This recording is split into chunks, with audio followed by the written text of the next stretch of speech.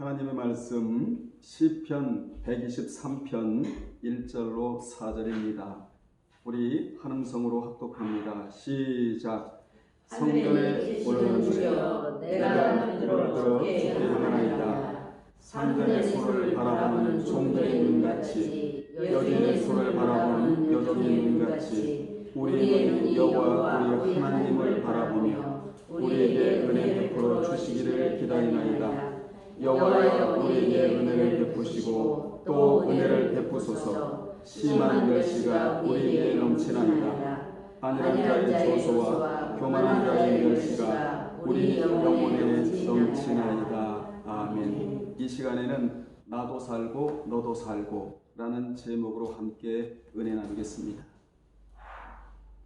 본문은 어려운 시대에 한 성숙한 순례자가 나도 살고 너도 살 수 있는 방법에 대하여 하나님께 곡조 있는 기도를 드린 내용입니다.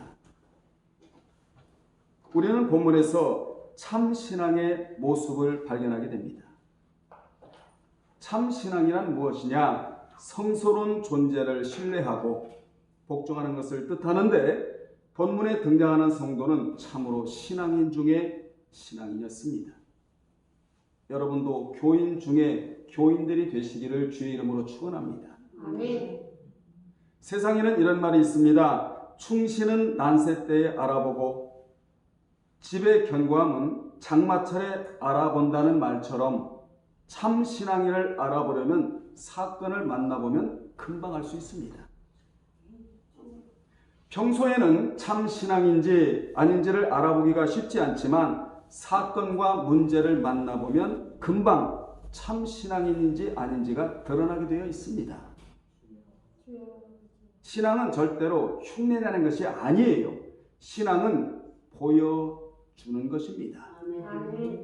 신앙은 연습도 아니에요. 신앙은 쇼도 아닙니다. 내 신앙을 그대로 보여주는 것이 바로 신앙인 것입니다. 만약 주께 눈을 들고 하나님을 바라보며 기도하는 자는 분명히 참 신앙을 소유한 자입니다. 그러므로 본문은 참 신앙을 소유해야 나도 살고 너도 살 수 있다는 너무나 중요한 교훈을 우리에게 주고 있는 것입니다. 아멘. 그렇다면 나도 살고 너도 사는 방법이 무엇입니까? 첫째, 눈을 들어 주께 향하는 것입니다. 주를 향하여 눈을 든다는 것은 눈의 각도를 하나님께 맞춘다는 뜻이고 또한 모멸과 수욕의 시대에 하나님의 자비를 기다린다는 뜻입니다. 본문에 나오는 성도는 너무나 어려운 시대에 살았기에 그는 처절한 슬픔을 간결하게 표현하며 하나님의 긍휼을 기다리고 있는 것입니다. 여러분, 주를 믿고 덕본 것 중에 하나가 뭔지 아십니까? 하나님의 긍휼을 입었다는 것입니다. 아멘. 예수 그리스도의 자비를 입었다는 것입니다.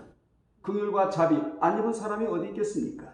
이것이 예수 그리스도를 자신의 구속주로 믿고 덕본 것 중에 첫 번째라 해도 과언이 아닌 것입니다. 그분의 긍휼과 자비가 아니면 우리가 어찌 살아갈 수가 있겠습니까?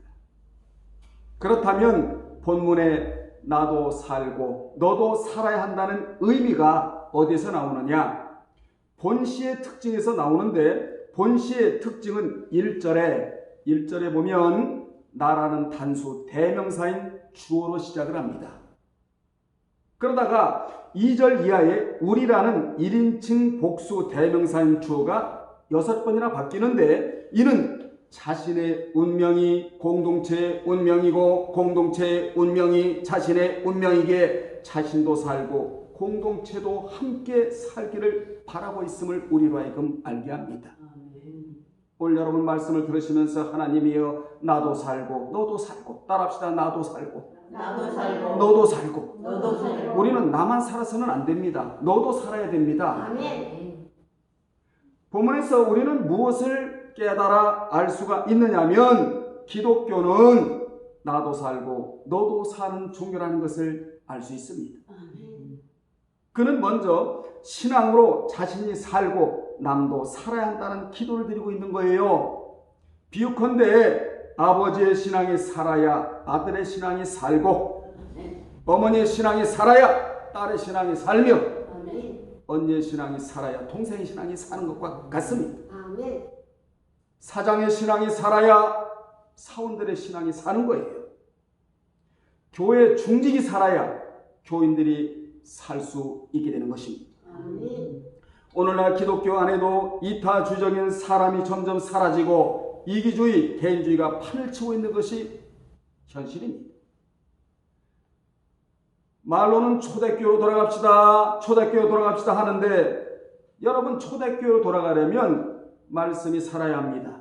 교제가 살아야 합니다. 서로 떡을 떼야 합니다. 기도가 살아야 합니다. 물질을 통용해야 합니다. 그리고 중요한 것은 예배가 살아야 합니다. 아멘. 예배가 살아야 내가 삽니다. 내 심령이 산다 말입니다. 심령이 살 때 가정이 삽니다. 가정이 살아야 사회가 살고 사회가 살아야 국가가 사는 것입니다. 이 나라 민족이 살아 움직이려면 내가 먼저 일어나서 내 신앙이 살고 예배가 살아 올라와야 되거든요. 아멘. 예배가 살아야 찬양이 삽니다. 찬양이 살 때 선교도 살 수 있는 것이거든요.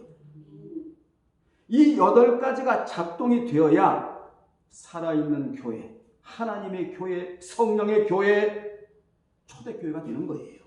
그래서 이를 줄여서 말교, 떡기, 물례, 찬선 그렇게 간략하게 우리가 요약을 할 수가 있게 되는 것입니다.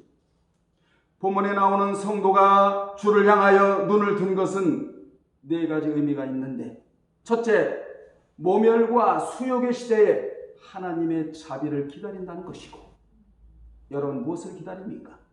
하나님의 자비를 기다리세요. 아멘. 하나님의 긍휼을 입으시기를 주의 이름으로 축원합니다. 아멘. 두 번째로 이 세상의 모든 문제를 초월하여 계시는 하나님이시며 하나님은 시공간을 초월하신 분이잖아요. 인간에겐 제약이 있지만 하나님은 시공간을 뛰어넘어서 역사하신 분이 하나님 아니십니까? 세 번째로 하나님은 역사에 개입하셔서 그 뜻을 이루시는 분이시며 아멘. 아멘. 하나님의 놀라우신 역사, 이 역사가 여러분의 삶에 개입이 돼야 됩니다.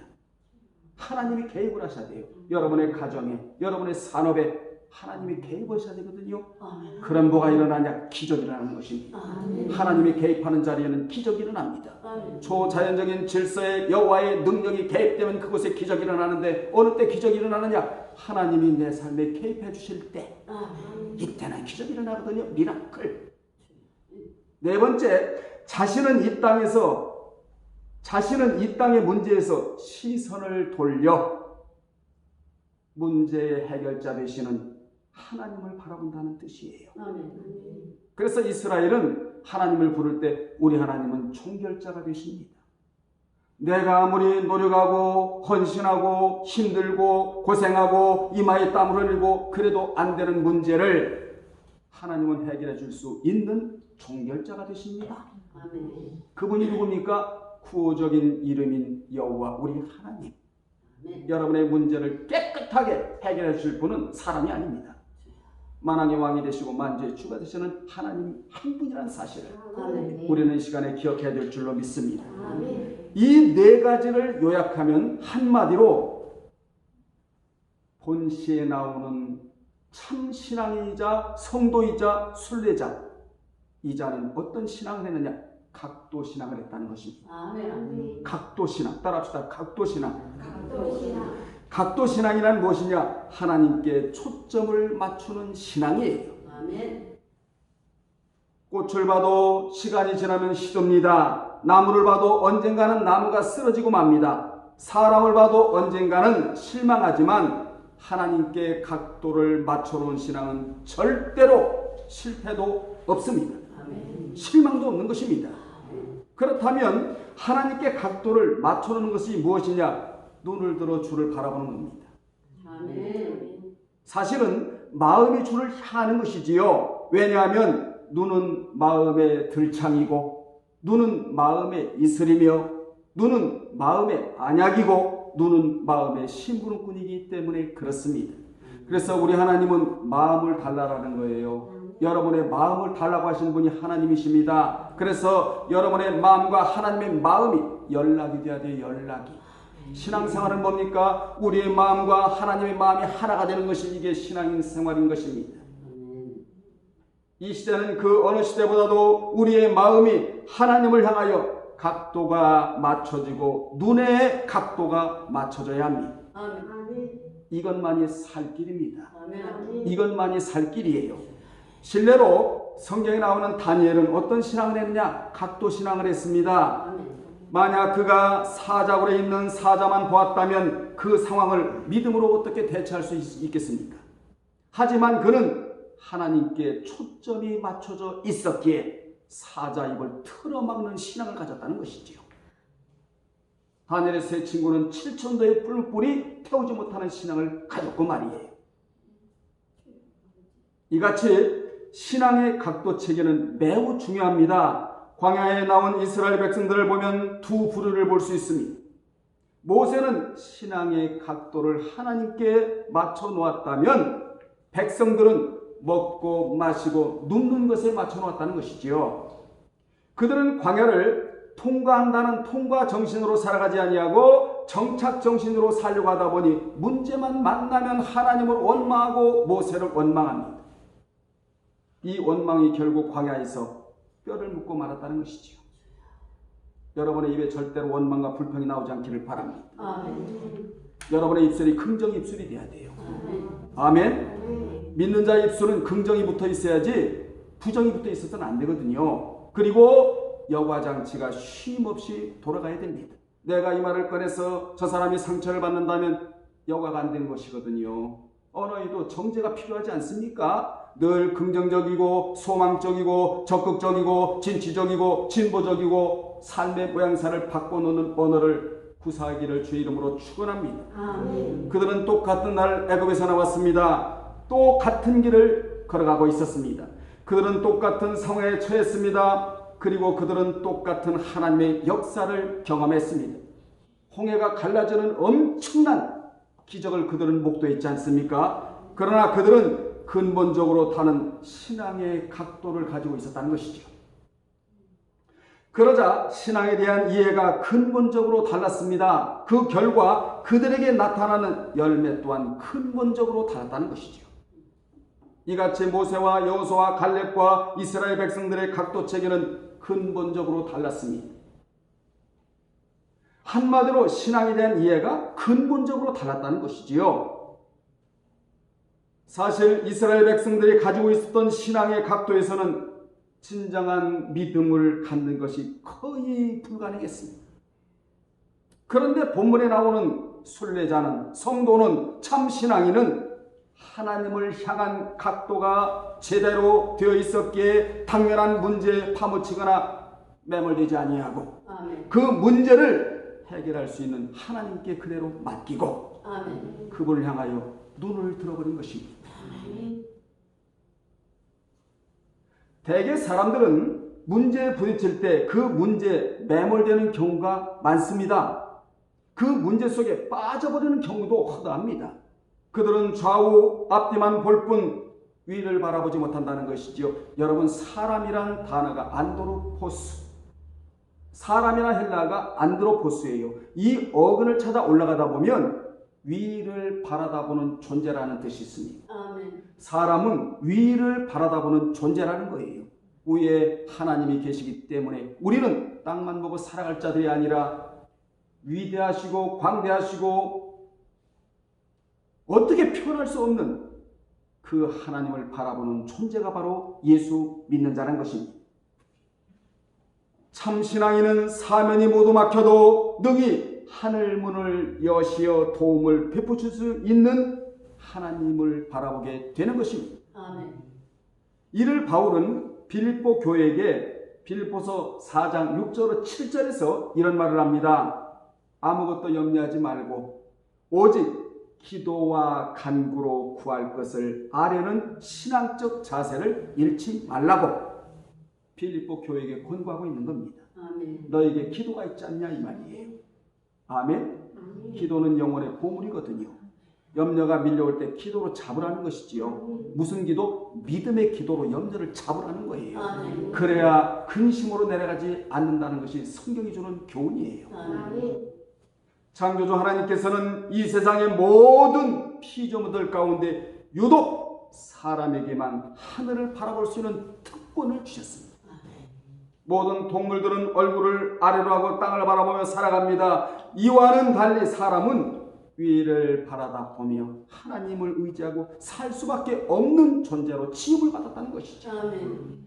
그래서 지음받은 대로 살아야 되는 거예요. 아멘. 그러려면 어떻게 해야 되느냐? 잘나서 잘 살다가 잘 가야 한다. 아멘. 따라합시다. 잘나서. 잘나서. 여러분 잘났잖아요? 왜냐하면 하나님께로부터 우리는 태어난 자거든요. 육정으로나 혈통으로나 사람의 뜻으로 태어나지 아니하고 하나님의 말씀과 언약으로 태어난 자가 우리잖아요. 아멘. 너무나 잘난 사람들이에요. 우리는 보통 사람들이 아니에요. 왜냐? 예수 그리스도를 자신의 구속주로 믿고 있는 사람이기 때문에 그렇습니다. 아멘. 너무나 잘난 거예요. 잘났으니까 어떻게 살아야 돼요? 잘 살아요. 잘 살아야 돼요. 아멘. 잘 사는 방법이 뭐냐? 돈이 많다, 명예가 있다, 박사다. 너! 말씀에 순종하는 삶. 아멘. 성경대로 살아가는 삶. 아멘. 그래서 사실은 우리가 세상을 살아가는 게 아니에요. 살아드리는 거예요. 아멘. 하나님이요 우리에게 계시를 주시면서 이렇게 살아다오. 아멘. 우리가 살아드리는 거거든요. 아멘. 그래서 하나님의 말씀에 순종하고 말씀의 배경하에 말씀을 적용하고 살아가는 삶이 잘 살아가는 삶이에요. 아멘. 그런 사람은 어떻게 가느냐? 잘 가게 되는 것입니다. 아멘. 우리의 도움은 어디서 옵니까? 세상에서 오는 것이 아니라 오직 여호와께로부터 오는 것입니다. 아멘. 그러므로 주를 향해 눈을 드는 것은 당연한 것입니다. 수많은 사람들은 세상적인 것들과 세상적인 즐거움에 눈을 돌립니다. 그러나 진실된 신앙인은 하나님께 눈을 돌립니다. 아멘. 낮에 세상에 가 있는 눈을 밤에 주께 눈을 돌리고 결산을 하는 거예요. 밤에. 아멘. 아멘. 다니엘은 비록 바벨론의 포로로 끌려갔지만 그 마음만은 천국에 두고 살기를 결심했고 그는 자신이 정한 뜻을 하나님과 사탄들에게 보여주기 위해 아침에 일어나면 예루살렘 성전을 향해 하나님의 얼굴에다 자신의 얼굴을 맞추고 뭐 했습니까? 기도했다고 성경은 기록하고 있지 않습니까? 아멘. 이것이 바로 각도신앙이다. 아멘. 하나님과 우리와는 각이 맞아야 한다. 아멘. 각이 맞지 않으면 신앙이 틀어지게 된다. 신앙이 틀어지면 삶이 틀어지고 위치가 틀어져 버려요. 그러면 하나님께 등을 돌리게 되고 등을 돌리게 되면 영적인 사고장애가 되고 마는 것입니다. 특히 믿는 자는 하나님의 말씀에다 절대로 등을 돌리면 안 됩니다. 아멘. 오늘 우리는 말씀을 들으면서 나의 눈이 시선이 어딜 향하고 있는가를 점검해야 합니다. 아멘. 이 시간 영상을 보는 모든 분들은 나의 눈의 각도가 어딜 향하고 있는지를 점검을 해야 합니다. 아멘. 동시에 마음의 각도도 점검하시기를 주의 이름으로 축원합니다. 아멘. 그러면 우리가 왜 눈을 주께 향하여 하느냐? 그곳은 닫힌 곳이 아니고 열린 곳이기 때문이다. 아멘. 본문의 시인은 눈이라는 단어를 3번이나 사용하면서 완전수예요. 이 기가 막힌 문제를 하나님이 해결해 주어야 한다는 간절한 심정을 가지고 먼저 눈의 시선을 하나님을 향하여 돌리며 호소를 하고 있는 겁니다. 아멘. 두 번째, 마치 상전의 손과 여주인의 손을 바라는 것입니다. 2절 아니에요? 본절에 나오는 성도는 2절에서 상전의 손을 바라보는 종들의 눈같이 눈이 한 번 나오지요? 여주인의 손을 바라보는 여종의 눈같이 2번 나오지요? 우리의 눈이 3번 나오지요? 여호와 우리 하나님을 바라보며 우리에게 은혜 베풀어 주시기를 기다린다고 간절히 고백을 하고 있습니다. 아멘. 2절에 3번 나오는 눈, 아이는 사람의 눈도 가리키고 또한 사람의 마음의 지향, 즉 관심과 열의도 의미하는 단어입니다. 또한 손야드는 사람의 손을 가리키고 또한 손으로 보내는 신호나 표식을 뜻하며 또한 손은 힘을 상징합니다.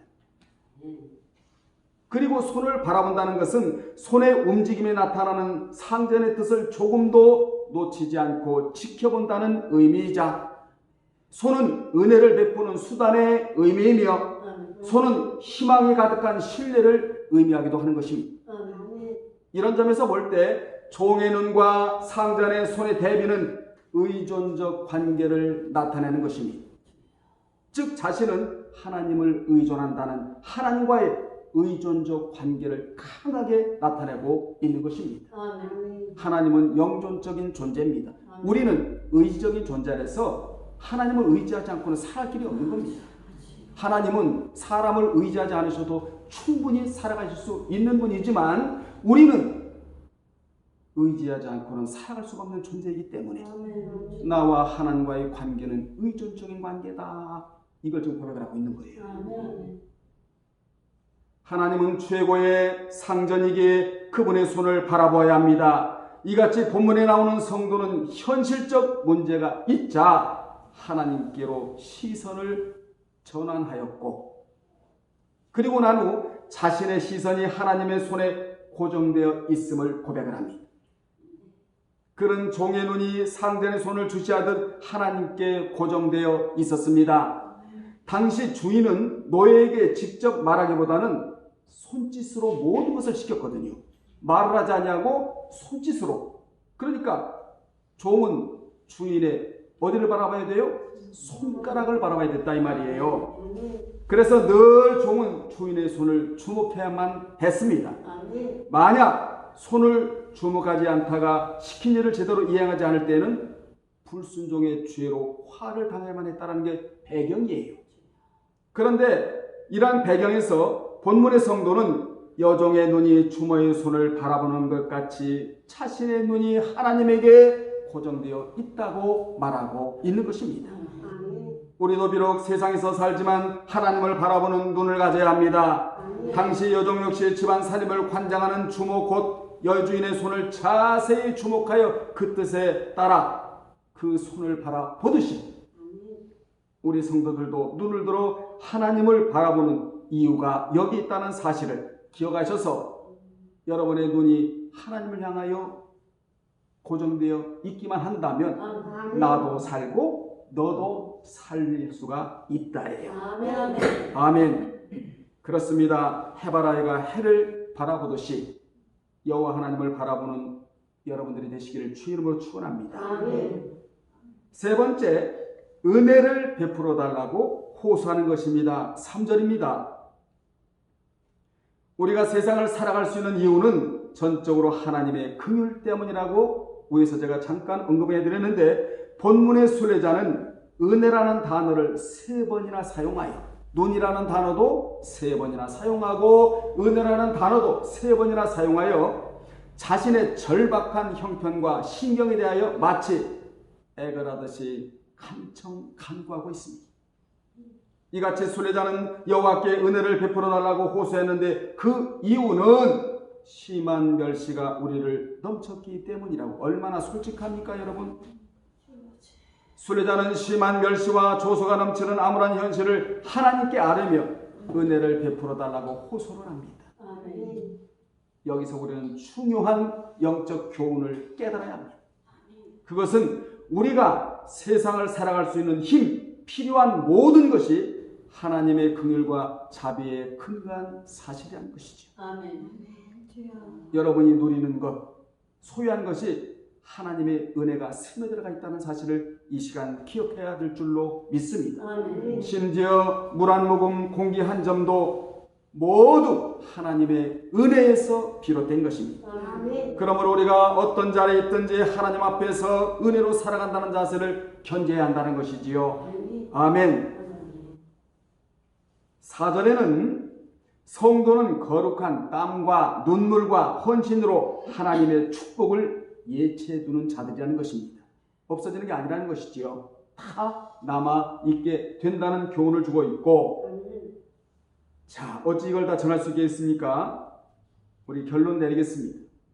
본시는 비록 4절에 불과한 짧은 시이지만 시인의 애절한 마음만큼은 그 어떤 시보다 절절하게 표현되어 있습니다. 즉 시인은 그야말로 모멸과 수욕에 빠진 비참한 상태에서도 주께 눈을 들어 향하고 아멘 하나님과 의존적 관계에 갖기를 원하고 암울한 현실 속에서 은혜를 베풀어 달라고 기도를 합니다. 이 기도가 누구의 기도가 되어야 되겠습니까?